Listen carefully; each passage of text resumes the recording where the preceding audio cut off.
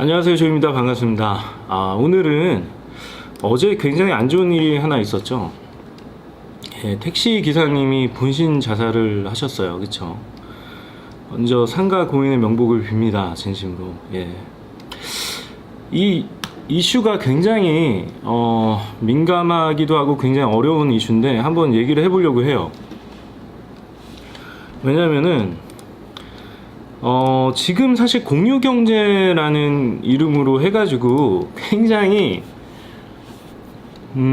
충돌이 많이 일어나고 있어요. 그렇죠? 기존에 사업하는 사람들과 기존 사업자들과 이제 신규로 공유경제라는 무기를 들고 진입하는 그런 신규 사업자들 간의 그런 밥그릇 전쟁이 치열합니다. 밥그릇 싸움이죠.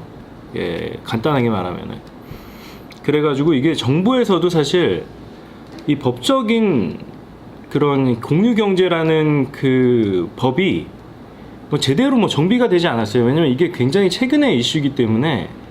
그러면서 갈팡질팡 하는 거죠. 어떻게 보면은 이제 공유경제가 전 세계적으로 유행하고 있고 거기서 많은 산업이 나오고 있지 않습니까? 많은 사업도 나오고 고용도 일어나고 있고 그러면서 정부에서는 이제 참 그거를 그냥 열어주자니 기존 사업자들이 너무 반발이 심하고 당연한 거죠. 이분들의 밥그릇을 뺏기니까. 여러분 진짜 밥그릇이 걸리면은 이게 정말 사람들이 이성적으로 판단할 수가 없어요. 내 밥그릇을 뺏어가기 때문에 당장 내 목숨이 달렸는데. 그렇죠? 그러니까 굉장히 안타깝게도 그 분노를 표출하고 억울한 심정을 표출하기 위해서 굉장히 극단적인 선택까지 하게 되는 거죠. 저는 솔직히 이제 제3자의 입장이잖아요. 제 밥그릇은 아니니까. 근데 그래서 양쪽 다 이해가 갑니다, 사실. 여기서 파업을 하는 이 택시 기사분들의 굉장히 가족이 얼마나 많겠어요. 다 누군가의 부모님 아닙니까? 누군가의 부모님이고 또 자식이고.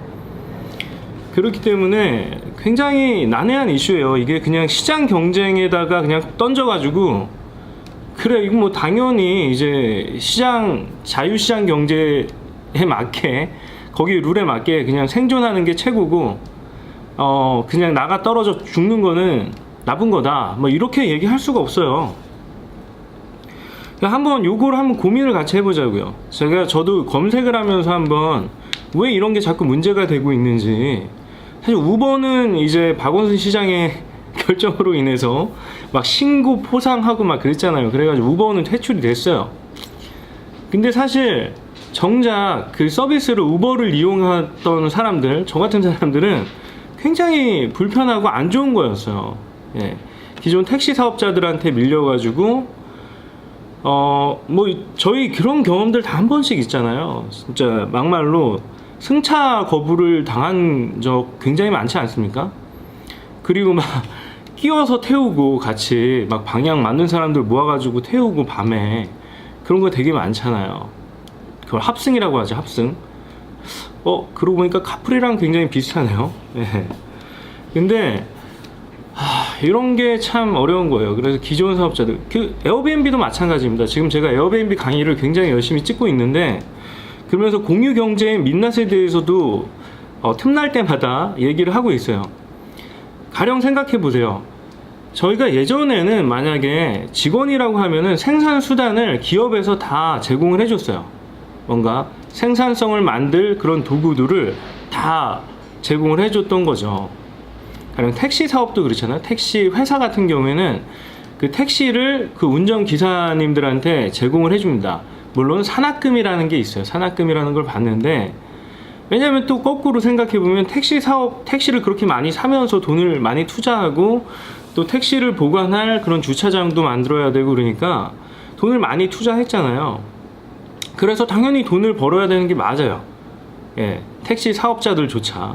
그 운전기사님도 그렇잖아요. 운전기사님들은 또 자본을 적게 들였으니까, 자본을 안 들였으니까 거기서 산학금의 형태로 돈을 내는 것도 나름 합리적인 것 같아 보여요. 근데 산학금이 과도하다, 과도하지 않다, 이거를 사실 택시기사님한테 물어보면 당연히 과도하다고 얘기를 할 거고, 또 택시 그 사업을 하시는 사장님한테 물어보면은 당연히 이거 가지고 남지도 않는다라고 얘기를 할 거예요. 그렇죠? 이런 거예요. 다 입장 차이입니다. 입장 차이. 세상에서 가장 어려운 문제가 입장 차이예요. 입장 차이. 남녀 간의 문제도 그렇고 입장이 다르면은 당연히 완전히 다른 대답이 나올 수밖에 없어요. 안타깝게도. 그렇다면 하나하나 한번 저랑 같이 살펴볼게요. 택시.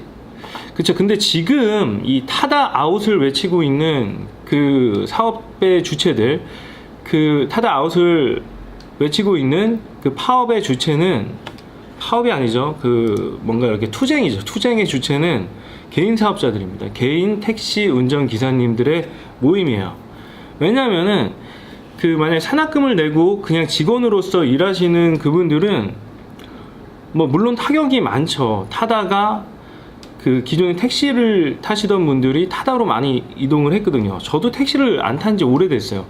물론 제가 운전할 때도 있지만, 운전을 하기 때문도 있지만, 사실 타다의 서비스가 너무 편한 거예요. 정말 차도 쾌적하고 넓고, 운전기사님들 서비스도 되게 좋고, 서비스라는 게 제가 얘기하고 싶지 않을 때는 그냥 얘기 안 해도 되고, 뭐 불필요한 말을 안 해도 된다라는 거죠. 그리고 굉장히 조심스럽게 운전해 줍니다. 물론 교육을 그렇게 받았기 때문이죠. 그러니까 타다의 운전기사님들은 이 사업을 만든 업체가 있잖아요. 소카의 그 대표이사가 만든 걸로 알고 있어요. 근데 그 교육을 당연히 그렇게 시켰겠죠. 택시 기존 사업자들이 갖고 있는 문제점들을 해결을 한 겁니다. 좋은 쪽으로. 그러니까 당연히 그 문제들이 풀렸으니까 사람들은 다른 옵션을 선택하게 되는 거죠. 더 좋은 옵션을. 가격이 비쌈에도 불구하고 그래 가격을 좀 더 내더라도 나는 좀 더 좋은 서비스를 이용하고 싶어, 뭐 이렇게 되는 거죠. 그래서 어떻게 보면은 가격이 비싸기 때문에 얼핏 보면은 이 충돌이 안 일어날 것 같지만 사실 택시를 탈 사람들이 타다를 타기 때문에 당연히 문제가 되는 겁니다. 그렇다면은 이 택시 기사님들의 말처럼 그냥 타다를 아웃시켜버리는 게 맞냐, 마치 우버를 아웃시켜버리듯이. 근데 타다 같은 경우는 공유 경제는 아니에요. 사실 엄격히 말하면은 뭐 남는 자원을, 뭐 유휴 자원을 다시 재활용해 가지고 뭔가 부가가치를 만들어내는 그런 게 아니에요. 공유 경제랑은 사실 타다는 전혀 상관이 없어요. 타다의 핵심은 운수사업법이에요. 운수사업법인가? 잠시만요. 정확히 한번 말씀을 드려볼게요. 여객자동차 운수사업법이죠. 여객자동차 운수사업법을 보면은 이걸 한번 살펴볼게요. 나무 위키에서 이 기존에 그 우버가 퇴출될 수 있는 그 요소에는 뭐가 있었냐면은, 법적으로 불법이라고 판단이 된 거에는 이 여객자동차 운수사업법에 위반되기 때문에 그랬어요. 뭐냐면은 기존 그 우버 사업자들은 그거였단 말이에요. 일반 승용차였어요. 일반 승용차를 이용해 가지고 했기 때문에 그게 문제가 되는데, 타다 같은 경우는 굉장히 똑똑하게 여기 운수사업법, 운수사업법, 여객자동차 운수사업법, 이거를 교묘하게 피해갑니다. 어떻게요? 밴을 이용해서요. 밴 11인승 이상의 밴. 예. 그렇게 되면은 그 운전기사를 딸린 그 대리운전을 이용하거나 해서 수익 창출이 가능해요. 예, 굉장히 똑똑하죠. 이거를 정확히 한번 얘기를 해볼게요. 제가 찾아와가지고 그렇죠. 택시에서는 정확히 이렇게 얘기해요. 신산업 공유 경제 승차 공유. 대단히 새로운 서비스인 것처럼 광고하지만 법의 맹점을 찾아 이익을 창출하려는 사실상 일반인을 고용한 택시 영업과 다를 바 없어요. 맞아요. 근데 뭐 얘네들은 법을 피했으니까 어찌됐든 예.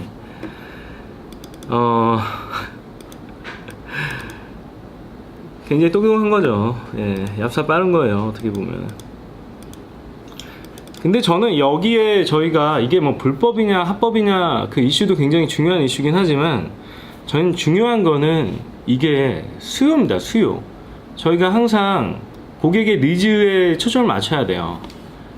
근데 되게 뭔가 아이러니한 상황은 만약에 타다 아웃 해가지고 타다가 나가요. 그러면은 피해보는 거는 저희 일반 고객들이에요. 그쵸?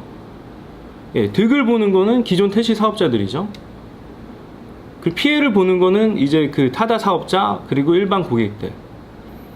얘네를 아웃시킨다고 아웃시키면은 과연 기존 택시 사업자들 분들께서 타다만큼의 서비스를 저희들한테 제공할까요?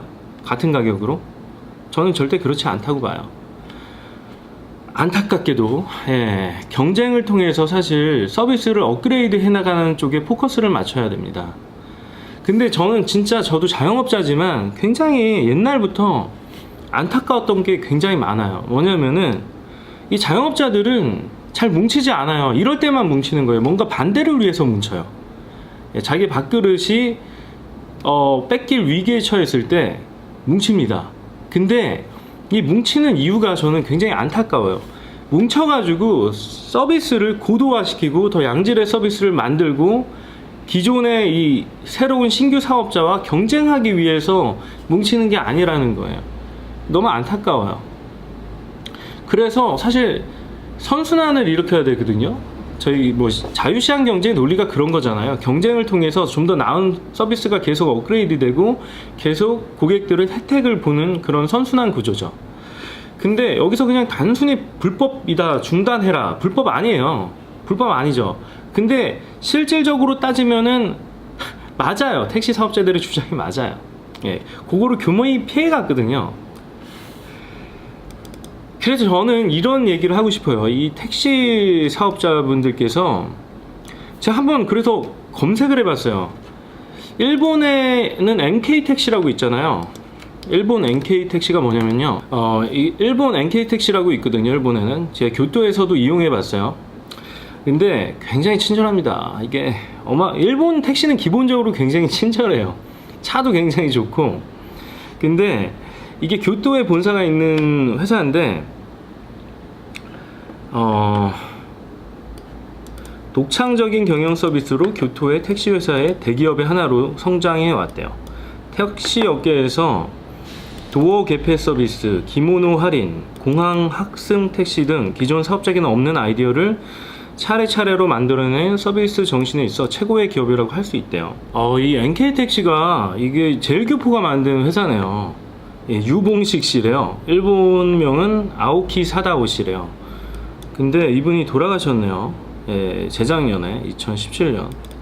아무튼 뭐 그래요. 일단 제가 하고자 하는 얘기는 택시 회사에 브랜드가 없다라는 거예요. 제가 검색을 해봤어요. 택시 브랜드 택시. 한국에는 일본에 있는 NK택시 같은 브랜드가 없어요.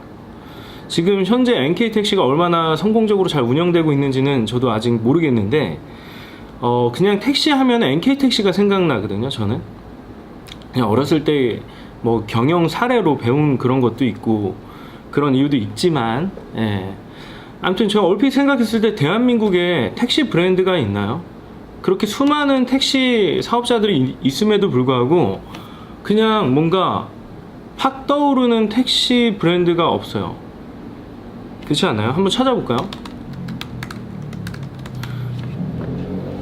그래서 검색하면은 이 뭐 KST 모빌리티에서 미래형 택시 브랜드를 만들겠다 해가지고 출범했는데 그건 뭐 잘하고 있는지 모르겠어요. 뭐 마카롱 택시라고 해가지고 만든 게 있더라고요. 그러니까 기존 택시의 문제점들을 또 이제 해결해가지고 새롭게 선보인 택시 브랜드 같아요. 그런 거죠. 없어요. 국내에 무슨 택시 그러니까 이런 사업 있잖아요. 굉장히 오래된 사업인데 불편한 게 굉장히 많은데 그게 당연한 것처럼 받아들여지는 그런 시장에 이제 똑똑한 그런 IT 기술로 무장한 그런 젊은 친구들이 이쪽 사업에 뛰어드는 겁니다. 그래서 기존 사업자들과 당연히 충돌이 일어날 수밖에 없어요. 예.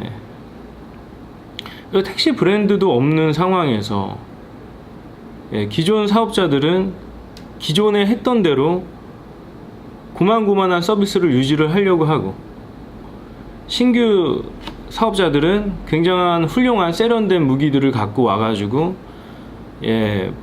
우리 이용객들이 불편해하는 모든 문제점들을 다 해소해 버리는 거죠. 그렇다면 시장의 선택은 자연스럽게 신규 사업자들 쪽으로 갈 수밖에 없어요. 이게 유행이기 때문에 가는 게 아니에요. 문제를 해결해 줬기 때문에 가는 겁니다. 그래서 저는 택시 기존 사업자분들한테 좀 묻고 싶어요. 그렇다면 만약에 예, 타다가 아웃되면은 여러분들의 서비스가 과연 타다만큼 오를 수 있는지 그거를 묻고 싶어요. 당연히 저는 아니라고 생각을 합니다. 기존에 타다가 있는데도 불구하고 그냥 아웃을 외치기만 하지 뭔가 자기네들의 서비스를 이렇게 개선을 하겠다라고 외치지 않아요. 아, 여러분, 우리가 잘못했습니다. 우리가 그동안 정말 과거에 그냥 답습을 받느라고 관성에 젖어서 새로운 서비스를 개발하지 못하고 업그레이드 하지 못했습니다. 저희는 반성합니다. 그리고 여러분들한테 좀 더 나은 서비스를 제공할 것을 약속드리겠습니다. 타다 아웃을 외치기 전에 저는 이런 말을 먼저 해야 된다고 봐요. 이런 말들. 타다 아웃, 분신자산, 얼마나 안타까워요. 이게 뭐예요 도대체? 그렇지 않습니까? 억울함을 표출하는 건 알겠어요. 그 심정 너무나 알고 그 가족들 얼마나 힘들겠어요. 근데 그런다고 문제가 해결이 될 리가 없잖아요. 이미 타다는 합법이에요. 합법이죠. 그 문장을 교묘하게 잘 피해갔어요. 이거는 사실 쿠팡의 로켓 배송과도 마찬가지 이슈예요. 이것도 얼마나 기존 그 택배 사업자들이 얼마나 반대했습니까? 그런데 법원이 쿠팡의 손을 들어준 게 아니에요. 이거는 그 법이라는 문장 있잖아요. 문장에서 얘네들이 그거를 교묘하게 잘 이용한 거예요. 그죠? 자기가 물건을 판매자가 거기에는 그런 게 있어요. 이제 쿠팡 로켓 배송을 법원이 오케이 해주면서 했던 말에는 판매자가 자기가 파는 물건을 직접 고객에게 배송하는 것은 문제가 되지 않아요. 그거는 운수사업법이 아니에요. 그럼 배송사업법? 뭐라고 하죠? 쿠팡의 사례를 한번 좀 설명을 드려볼게요. 이것도 기존 사업자 충돌한 굉장히 전형적인 이슈였어요. 쿠팡 법은 물류협회에서 운송금지 등 청구 소송서 원고 패소, 운송사업에 해당되지 않는다고 법원에서 판단했어요. 사실 그 문장 그대로 운송사업에 해당되지가 않아요. 근데 그거를 보면은 사실 우린 본질은 다 알고 있어요. 그쵸? 예. 운송사업인 거예요. 형태로 보면은. 그런데 이 법을 굉장히 또 잘 이용을 해가지고 넘어간 거죠. 왜냐면 자기네들이 물건을 다 샀어요. 그래서 이제 공급업체, 납품업체랑 했던 계약서들이 다 있어요. 그리고 물류에 엄청 투자했어요. 자동차면 실제로 자기네 물류 창고부터 해가지고. 그러니까 법원에서 사실 이게 자기네들이 물건을 배송하기 위한 거지, 자기네 물건을, 남의 물건을 배송하기 위한 그 조건이라고 보지 않은 거예요. 이게 약간 뭐 아다르고 어다른 건데. 그리고 쿠팡 플렉스라고 해가지고 또 이제 기존에 일반인들이 배송을 할 수 있게끔 또 알바를 해가지고 용돈을 만들 수 있게끔 쿠팡에서 또 했죠. 또 쿠팡 파트너스라고 해가지고 일반인들이 이제 그런 추천 링크를 달아가지고 거기서 판매가 이루어지면 뭐 1에서 3% 정도의 수익을 쉐어하는 아마존 어플리에이트 프로그램 같은 것도 하고 있죠. 그러니까 이게 점점 굉장히 약아지는 거예요. 왜냐면 자기의 자원을 최소화하기 위해서, 자원 투자를 최소화하면서 이제 공유 경제라는 명목하에 크라우드를 이용하는 거지, 크라우드. 그래가지고 기존에 그냥 유유 자원들이죠. 그냥 주말에 노는 아저씨들이 자기 승용차 갖고 배달해서 용돈이나 벌자, 뭐 이런 식의 또 시장 경제를 하나 만든 거죠. 그런 거예요. 그러면 또 이제 배송업체들이랑 또 그게 기존 배송업체들의 밥그릇이랑 또 경쟁을 하게 되는 거 아니겠습니까? 또 부딪히는 거죠. 참 그런 거예요. 근데 이게 시장에는 수요가 있어요. 용돈을 벌고자 하는 수요가 있어요. 에어비앤비도 똑같아요.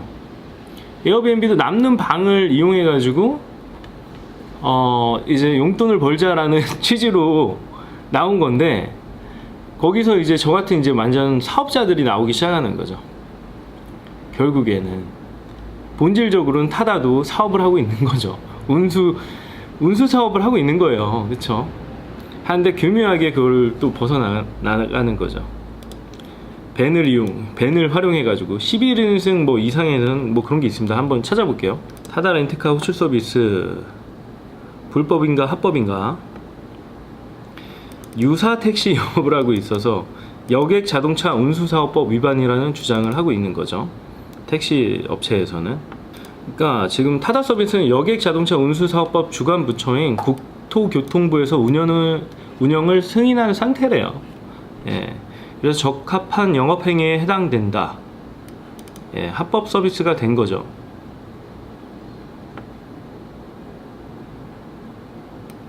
그러니까 11인승 승합차를 이용했다는 게 핵심이에요. 이게 굉장히 똑똑한 거예요. 여객 운수 사업법상 렌터카를 임차한 자는 유상으로 운송에 사용하거나 알선을 할 수 없지만 대통령령으로 11인에서 15인승 승합차는 기사를 포함한 렌터카 서비스가 가능하다. 바로 요거를 이용한 겁니다. 그렇죠? 얼마나 얄미워요. 이 택시 사업자들의 입장에서는. 근데 제가 누차 얘기하지만 여러분, 이거를 이렇게 감정적으로 대처할 문제는 아니에요. 이미 굉장히 감정적으로 대처할 수밖에 없지만 그 마음도 충분히 이해를 하지만, 저는 기존 사업자들이 이왕 뭉친 김에 서비스를 고도화시키는 쪽으로 뭉쳤으면 좋겠어요. 타다랑 경쟁할 수 있게. 오히려 만약에 이 택시 사업자들이 뭉치잖아요? 그러면 타다보다 더 좋은 서비스도 만들 수 있다고 저는 얼마든지 생각하고 있어요. 왜냐면 일단 인프라가 엄청나게 이미 다 갖춰져 있어요. 엄청 많아요, 택시가. 예. 이분들이 뭉쳐가지고 택시에 경쟁할 만한 뭐 조합의 형태로 만들든, 예, 사업을 만들어내야 됩니다. 그 사업을 주도할 그 누군가가 저는 필요하다고 생각해요.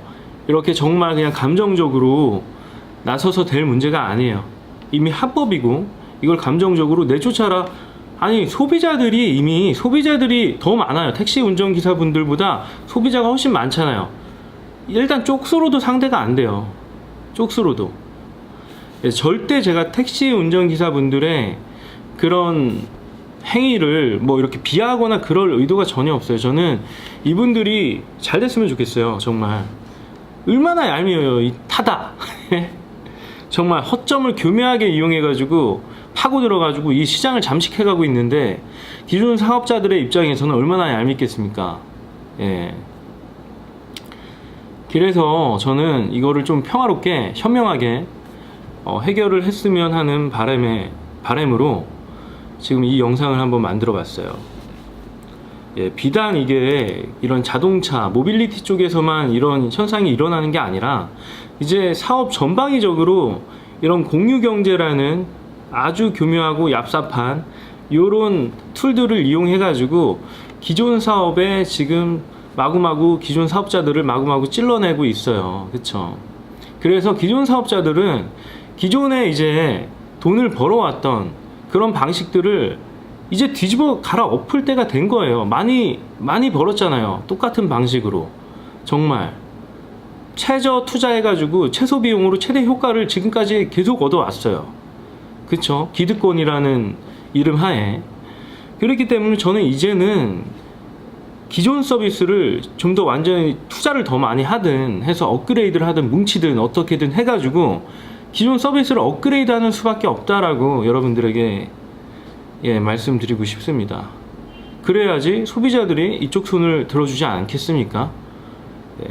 소비자들도 택시 운전기사가 돌아가시면은 누가 기뻐하겠어요? 절대 그럴 사람 없어요. 사람 악마가 아니에요. 다들 안타까워하고 있어요. 이 문제를 어떻게 해결하면 좋을지. 그러나 편리한 걸 어떻게 해? 편리한 거를. 예. 그렇다면 당연히 이쪽에서 더 편리한 쪽을 만들어 주셔야죠. 그리고 이미 저는 사실 훨씬 더 유리한 위치에 있다고 봐요. 이 신규 사업자보다. 얼마든지 가능하다고 봅니다. 이제는 더 나은 서비스를 위해서 뭉칠 때라고 생각해요. 투쟁을 하기 위해서 뭉치는 게 아니라 그냥 반대를 위해서 뭉치는 게 아니라요.